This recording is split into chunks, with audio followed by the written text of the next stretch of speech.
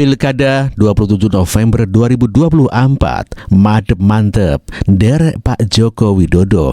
Itulah tekad warga yang sangat mencintai Pak Jokowi dan lebih percaya kepada Pak Jokowi daripada Megawati. Pak Jokowi, mantep derek Pak Jokowi. Siap. Bambang Saptono. Ya, Bambang Saptono mewakili warga, ya khususnya di Jawa Tengah. Ya, mantap dari Pak Jokowi, dan di Jawa Tengah ada pilihan Pak Joko Widodo, yakni Ahmad Lutfi dan Gus Yassin. Dan di Jakarta Ridwan Kamil dan Suswono. Ya, di Solo 02 begitu sangat membludak, yakni Ahmad Lutfi Yassin. Solo membludak, padahal sebelumnya ya dari PDIP yang namanya FX Rudiatmoko begitu sangat gencar berkibar ingin melawan Pak Ahmad Lutfi yang didukung oleh Pak Joko Widodo. Kita lihat bagaimana persiapan warga Solo dalam menjelang pilkada.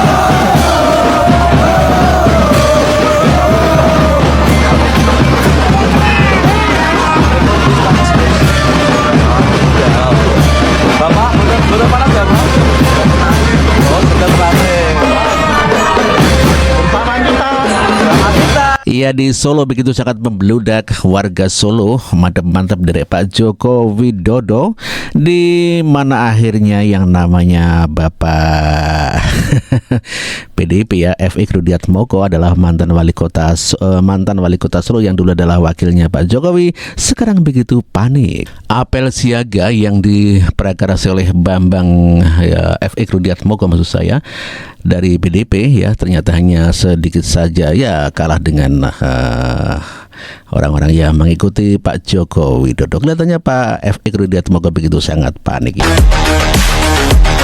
Siap menjalankan tugas? Siap menjalankan tugas? Siap menjalankan tugas?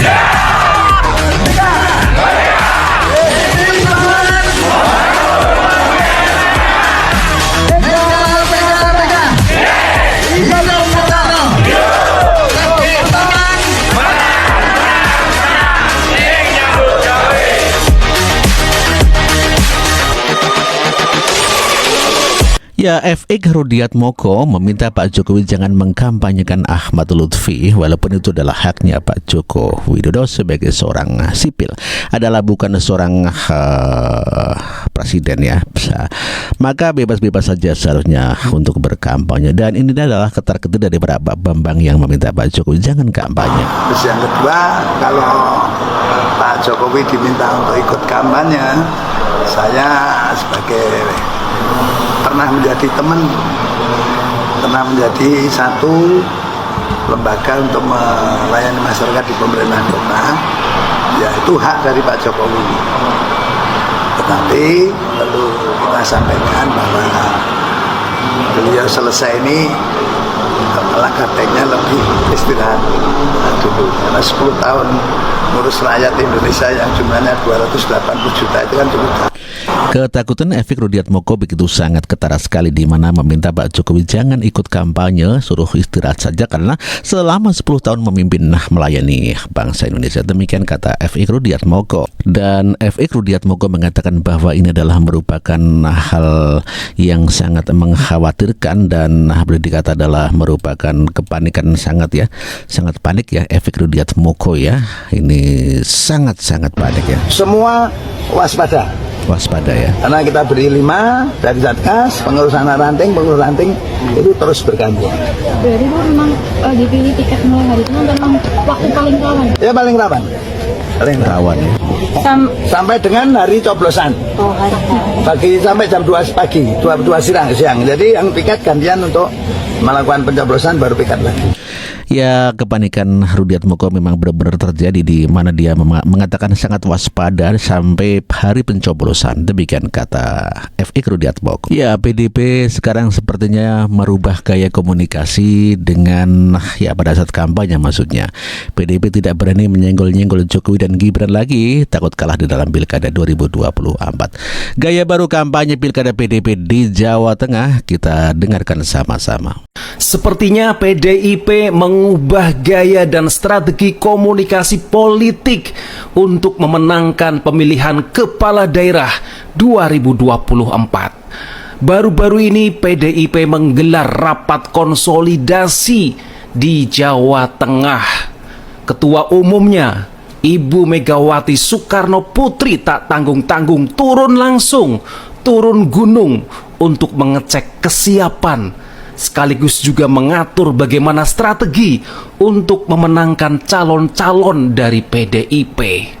Dan saya melihat ada gelagat yang berbeda.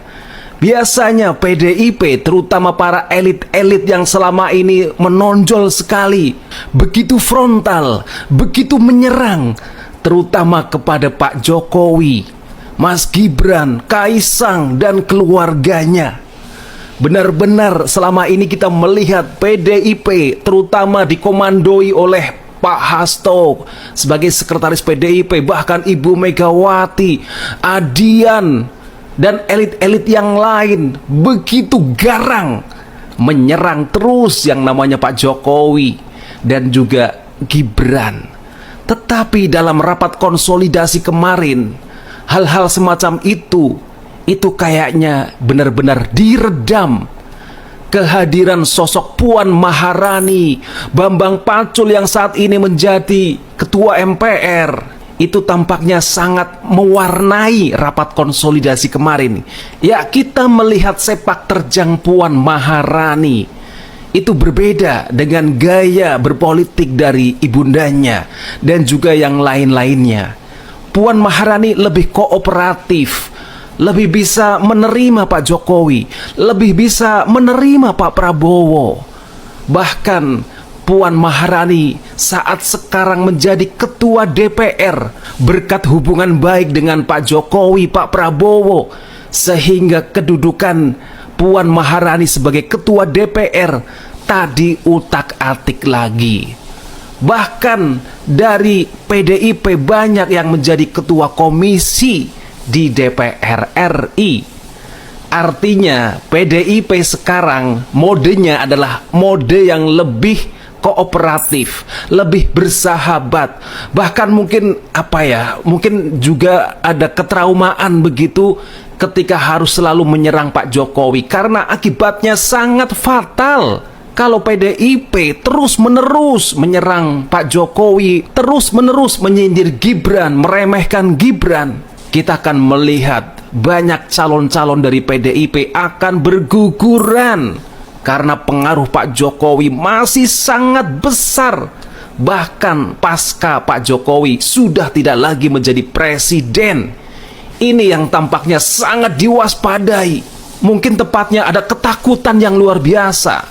Kita lihat saja di Solo ya.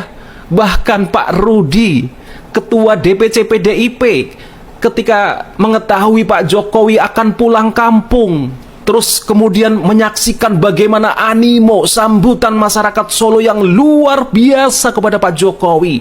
Kayaknya Pak Rudi benar-benar, ya bahasa saya adalah ketakutan begitu.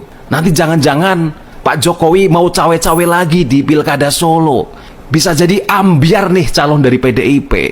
Makanya Pak Rudi menyarankan kepada Pak Jokowi, sudahlah menikmati istirahat setelah menjadi presiden selama 10 tahun. Jangan ikut kampanye begitu. Nasihat dari Pak Rudi. Dan ini kayaknya juga menjangkiti para elit PDIP yang sekarang ini lebih mengerem, menahan diri untuk tidak lagi menyerang Pak Jokowi, menyindir Mas Gibran, menjelek-jelekan keluarga Pak Jokowi. Kayaknya ini yang terjadi di tubuh PDIP. Ya, bahkan di beberapa daerah calon PDIP saya melihat juga ikut mengucapkan terima kasih Pak Jokowi. Padahal mungkin itu inisiatif pribadi, tidak ada instruksi dari DPP. Tapi karena aura yang luar biasa dari sosok Pak Jokowi, pengaruhnya yang luar biasa, kecintaan masyarakat yang luar biasa, sehingga mau tidak mau mereka tidak berani frontal, tidak berani berhadap-hadapan. Ya, ikut-ikutan memberikan ucapan selamat. Terima kasih Pak Jokowi sudah mengabdi 10 tahun untuk Indonesia. Nah, saya melihat begitu di rapat konsolidasi kemarin di Jawa Tengah, tepatnya di Semarang. Seperti sambutan Ibu Megawati, kayaknya sudah tidak berapi-api lagi ya, menyindir kekuasaan, menyindir Pak Jokowi, menyindir Gibran, Kaisang dan lain sebagainya. Apalagi menyindir Pak Prabowo.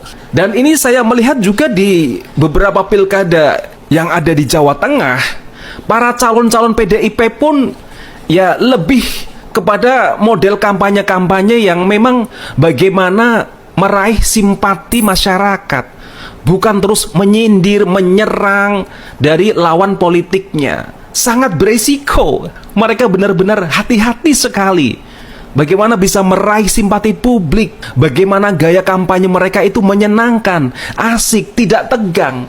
Dan ini yang diinstruksikan oleh Puan Maharani kepada seluruh kader PDIP, seluruh calon kepala daerah dari PDIP, untuk bagaimana menampilkan suasana politik yang menyenangkan, yang menggembirakan, tidak tegang, bergotong royong, kondusif, saling menghargai, saling menghormati. Nah, sepertinya itu yang terus digaungkan oleh Puan Maharani, oleh Bambang Pacul. Bagaimana politik yang ditampilkan itu politik yang menyenangkan, tidak tegang. Bagaimana bisa meraih simpati publik sebesar-besarnya, bukan terus frontal, bukan terus menyerang lawan politiknya, apalagi senggol-senggol Pak Jokowi. Pensiun jadi presiden, Jokowi malah jadi juru kampanye pilkada. Jadi gini, mantan Presiden Jokowi terang-terangan ikut turun lapangan buat kampanye sejumlah calon kepala daerah. Pertama nih, pas 17 November kemarin, beliau kampanye buat pasangan calon gubernur dan wakil gubernur Jawa Tengah, Ahmad Lutfi, Tas Yassin, di alun-alun Blora. Jokowi ikut menyapa masyarakat sambil bagi-bagi kaos bergambar mukanya ditemanin Lutfi dan Tas Yassin. Gak cuma di Jateng nih, Pak D juga ikutan jadi jurkam buat pasangan Cagup dan Cawagup Jakarta nomor urut 1, Ridwan Kamil Suswono. Pak D Jokowi ikut kampanye pasangan Ridho di daerah Cempaka Putih pas Senin 18 November. Di situ beliau bilang kalau pergerakan relawannya masif, hasil pilkada DKI bisa kayak pilpres kemarin. Beliau nyontohin pasangan Prabowo Gibran yang diprediksi bakal menang tipis 51%. Hasil akhirnya malah 58%. Alasan Pak D dukung RK karena rekam jejaknya sebagai wali kota Bandung dan gubernur Jawa Barat, plus pengalaman RK jadi arsitek. Kalau kata Jokowi sih paket lengkap deh tuh. Tapi semua yang didukung Jokowi nih gerbongnya Presiden Prabowo semua ya. Mungkin kebetulan guys. Langka juga sih Jokowi ini. Jarang-jarang kan mantan presiden masih sibuk cawe-cawe urusan pilkada. Apalagi beliau bukan ketua parpol, bahkan kader parpol aja enggak. Loh, bukannya Pak D tuh PDIP ya? Eits, dari pilpres kemarin hubungan mereka udah renggang guys. Dan kali ini makin ditegesin lagi sama PDIP kalau Jokowi udah bukan kader mereka. Ketua DPP PDIP Jarod Saiful Hidayat bilang Jokowi udah bukan kader PDIP, soalnya udah ngelanggar aturan partai. Jadi doi bebas dukung siapa aja. Lagian gak ada larangannya kok mantan presiden ikut kampanye. Cuma kan katanya dulu habis pensiun Jokowi mau hidup sederhana di Solo, menikmati hidup seperti warga biasa. Kok ternyata gak enak ya Pak D cuman diem-diem di rumah? Menurut lo gimana ya Ramania? Jawaban saya rekam jejak. Rekam jejak. Kenapa saya Ridwan Kamil? Karena juga rekam jejak.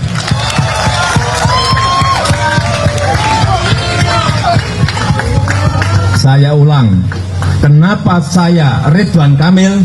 Karena rekam jejak. Secara rekam jejak punya, secara ilmu punya, kurang apa lagi? Mau pilih yang mana lagi? Iya enggak? Iya enggak? Kalau saya itu aja, udah. Itu aja. Sekarang tinggal Bapak Ibu semuanya, saudara-saudara semuanya bergerak dalam waktu yang sangat sempit ini. Kalau gerakannya masif, benar semuanya betul-betul berusaha untuk kota Jakarta yang kita cintai ini.